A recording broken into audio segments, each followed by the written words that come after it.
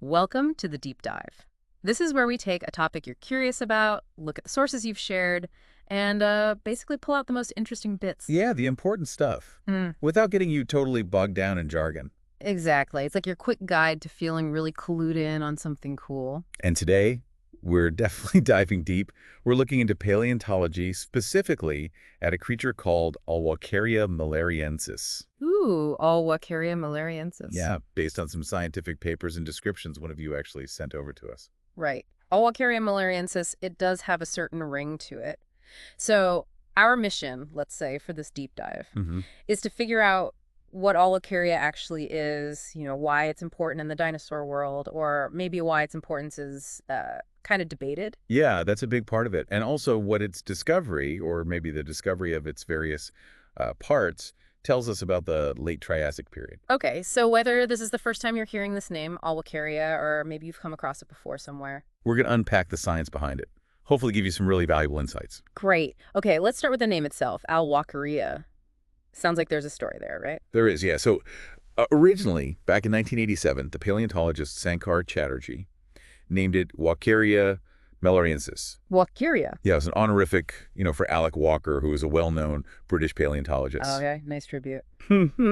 But the name Walkeria was already taken. It was preoccupied, as they say in taxonomy. Ah, what was it used for? A bryozoan, Hmm. which is like a tiny aquatic invertebrate animal, completely different. Right, definitely not a dinosaur. So the classic naming conflict, how did they sort it out? Well, in 1994, Chatterjee teamed up with Ben Chrysler, and they corrected it. They just added Al to the front. Ah, Alwalkeria. Simple enough. Exactly, Alwalkeria. And the second part, maleriensis, that state, that just points to where the fossils were found in the Lower Malari Formation in southern India. Okay, the Lower Malari Formation. And that location, that specific spot, is pretty key for understanding these fossils, isn't it? Absolutely. The main fossil, the one, everything is based on the holotype specimen. It's cataloged as ISI R306. ISR 306. Got it. Now, the really crucial thing to grasp right from the get-go is that this holotype, it's incomplete.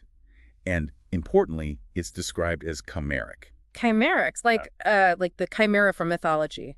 The lion, goat, snake thing. Sort of, yeah. Yeah. In paleontology, it means the specimen is likely composed of bones from different animals, all mixed together. Wow. Okay, that sounds complicated and fascinating. Who actually found these bones and when was that? It was Sankar Chatterjee himself back in 1974. Okay. He found them in the Godavari Valley locality, which is part of that Malari Formation in Andhra Pradesh, India. And the rocks there tell a story too, right? What kind of environment was it? Yeah, geologically, we're looking at red mudstone. Mm. That suggests deposition in something like a lake or river system during the Carnian stage. Carnian. That's late Triassic. Yep, Late Triassic. So roughly 235 to maybe 228 million years ago. It's pretty old. Wow. And the specimen itself, where is it kept now? It's housed at the Indian Statistical Institute in Kolkata, India. Okay, right. So we know the who, when, where. Let's dive straight into this chimera business. What does that really mean for Alwalkeria? Well, this is where the real debate kicks in for you. Hmm. Is the holotype, ISI R306, actually from just one animal? Or is it a jumble? A composite, you mean? Bones from several different kinds of ancient reptiles that just, ended up fossilizing near each other. Precisely. Like a paleontological puzzle, where maybe the pieces come from different boxes. Okay, so who started questioning if it was just one animal? Well, a really key study came out in 2005 by Rahut and Reams. They looked closely at the different parts. And what did they find? They concluded that the front bit of the skull, it actually looked like it belonged to a Kurotarsan. A criotarsan. What's that? Think of reptiles more closely related to crocodiles than to dinosaurs, so a totally different branch of the reptile family tree. Whoa, okay, so the head might not even be dinosaurian. What about the rest? Well, they suggested the vertebrae, the backbone bits, were also mixed, maybe from various ancient reptiles, Yes. possibly including things called prolacertiforms, another reptile group. So, a real mix-up. Was anything identified as definitely dinosaur? Yes. They did identify the femur, that's the thigh bone, and the astragalus, which is an ankle bone, as dinosaurian. Uh, And specifically, the astragalus showed features typical of Saurischian dinosaurs. Saurischian. Those are the lizard-hipped ones, right? One of the two main dinosaur groups. That's the one. The group that includes both the giant longnecks and the meat eaters like T-Rex, though Alwalkeria's parts would be from much, much earlier. Okay, wow. So We could be looking at croc-relative skull bits, other reptile vertebrae, and dinosaur leg bones all found together and initially thought to be one thing. That really changes the picture. It absolutely does. But, science involves debate. That Yeah, wasn't the final word. I figured. What was the counter-argument? In 2011, Novus and his colleagues pushed back a bit. They argued that, well, maybe Alwalkeria was a valid single species after all. On what grounds? They pointed to what they saw as a unique shape in the femur, the thigh bone, and they felt the astragalus, the ankle bone, had a more sort of conservative shape, similar to what you might expect in very basal dinosaurs. Basal meaning like early primitive dinosaurs close to the root of the family tree. Exactly. So they were saying, hold on, maybe these features do belong together and represent a very early dinosaur. Okay, so it's a fight between unique femur shape versus skull looking like a croc relative and vertebrae looking like something else entirely. That sounds like a properly difficult puzzle. It really is. And the discussion kept going. In 2016, another team, Lacuna, Izquierda, and Ermis, took a fresh look. And what was their take? They largely agreed with the chimera idea. They felt the skull material looked most like a crocodilomorph, strengthening that croc lineage connection. Okay, leaning back towards chimera then. Yeah. And they also noted that the far end of the femur, the distal end, had features maybe more consistent with pseudosuchians. Pseudosuchians, that's the broader group including crocodilomorphs, right? Right. And plus, they basically said the vertebrae, they just lack clear enough features to definitively say what they belong to. Too generic, almost. So the current thinking seems to be leaning pretty heavily towards Alwalkeria, the holotype specimen at least, being a bit of a mix and match situation. That seems to be where the weight of the evidence points, yes. The sources you sent specifically mentioned the front ends, the upper and lower jaw bones, as being part of this likely non-dinosaurian skull component. Right. So the key takeaway for you listening is that this thing, ISI R306, probably isn't one animal. It's a collection. Exactly. A collection of bones from probably a few different species fossilized together. What was first described as maybe one early dinosaur turns out to be a more complex fossil puzzle. Which really forces scientists to rethink things, I guess. Absolutely. Okay, so if we can't really rely on the whole holotype representing one creature, what about the physical characteristics originally described, like size? Well, the initial estimates were based on that composite picture. They estimated something around 1.5 meters long, about 5 feet, and maybe weighing 2 to 5 kilograms, so roughly 4.5 to 11 pounds. And the skull. The partial skull piece was small, about 4 centimeters, like 1.5 inches long. But again, that's the bit we now think is likely from a crocodilomorph. So any mental image you might build of a single Alwalkeria based on all those parts combined probably isn't accurate. That's the most likely conclusion, yeah. Makes sense. If it's bits of different animals, the overall picture just falls apart. So what about its classification? How has the understanding of where it fits in the evolutionary tree changed, especially with this whole chimera issue? Well, as you'd expect, the early classifications assumed it was one animal. Chatterjee back in 87, and then Loyal and others in 96, they thought it was a basal theropod. Theropod, the meat-eater lineage, like we said, so an early member of that group. Right. Much smaller and earlier than things like T-Rex, but on that same main branch. Then Gregory S. Paul, in 88, he even suggested it might be a link between Herrerasaurids. Another group of early meat-eaters. Yeah, and Proto-Avis, which is a whole other can of worms, a very controversial fossil some thought might be an even earlier bird relative. Paul put Alwalkeria in the Herrerasauridae family based on some femur features. Okay, so early ideas placed it firmly among the early carnivorous dinosaurs, but then the chimera doubts grew. Exactly. And the view shifted. Wenger in 2004, and then Martinez and Alcobar in 2009, they looked at it and thought, maybe this is too primitive to even be a true theropod. So where did they place it? They classified it as a basal Saurischian. Remember the lizard hip group. Basal means it's on that main branch, but likely branched off before the split that led to the theropods on one side and the sauropodomorphs, the long-necked plant eaters, on the other. Okay. And what's the sort of current consensus now? Where do the Dinosaurian parts of Alwalkeria seem to fit? The general agreement now is that the hind limb bones, at least the femur and the astragalus, they do seem to represent an animal that sits in a basal position within Saurischian. But because the whole thing isn't one animal. Right. You can't really run the whole composite Alwalkeria through a proper cladistic analysis. That's the method scientists use to build evolutionary family trees based on shared features. You need features from a single organism for that to work properly. Gotcha.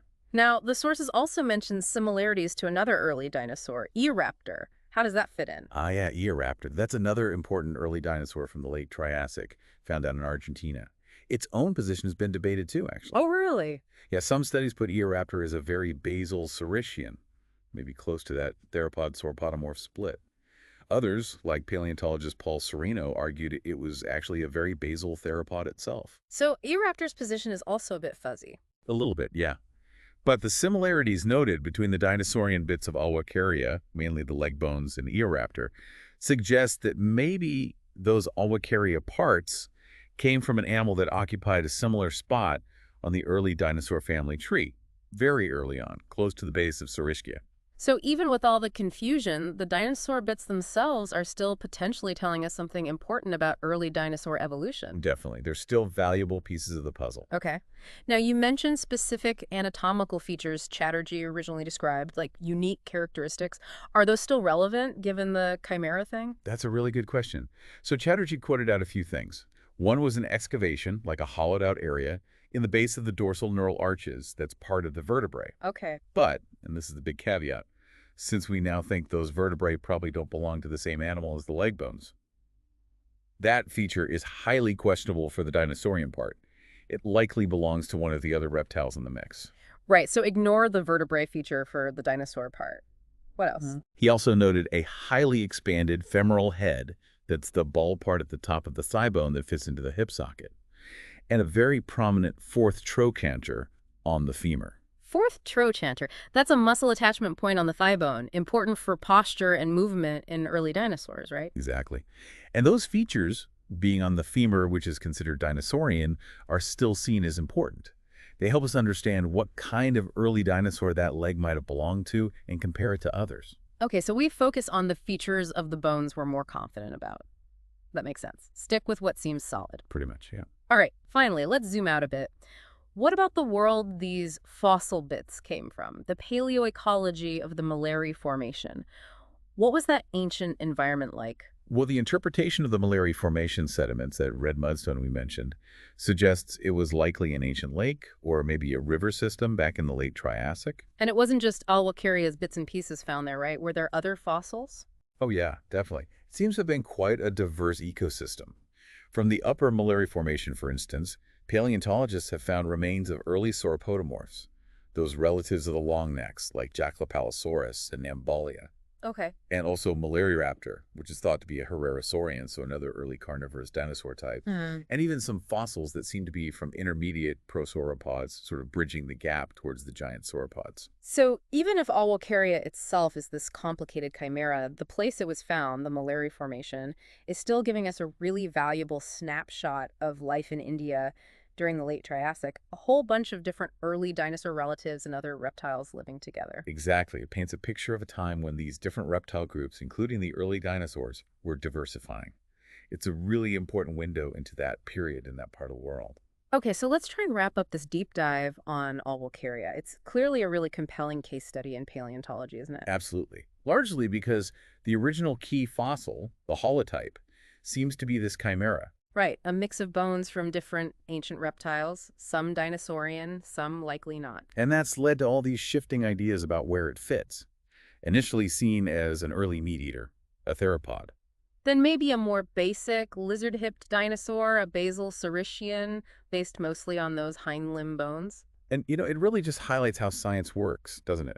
Our understanding isn't static.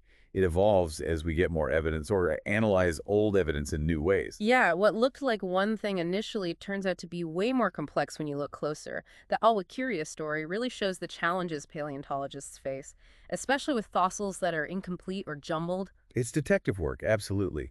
You find fragments, and you have to piece them together, constantly questioning if the pieces even belong to the same puzzle. It definitely makes you appreciate the process. So the final thought then. If Alwalkeria isn't one single dinosaur, what does this jumble in parts actually tell us about the variety of life kicking around in India during the late Triassic? Well, that's the really provocative question, isn't it? The fact that you find definite dinosaur bits mix in with what look like crocodilomorph bits and maybe other reptile bits all in the same spot. It suggests a potentially rich and diverse fauna living side by side. Makes you wonder what else is hiding in plain sight in fossil collections. We're still buried out there. Exactly. Are there other chimeras waiting to be recognized? Each one could be a really unique, if confusing, window into these ancient ecosystems. What other secrets are locked away in incomplete fossils? A really great thought to leave everyone with. If you want to dig deeper, maybe explore the whole concept of chimeras in paleontology or look into the ongoing discoveries from the Malerian Formation. It's fascinating stuff. Thanks for joining us on the deep dive.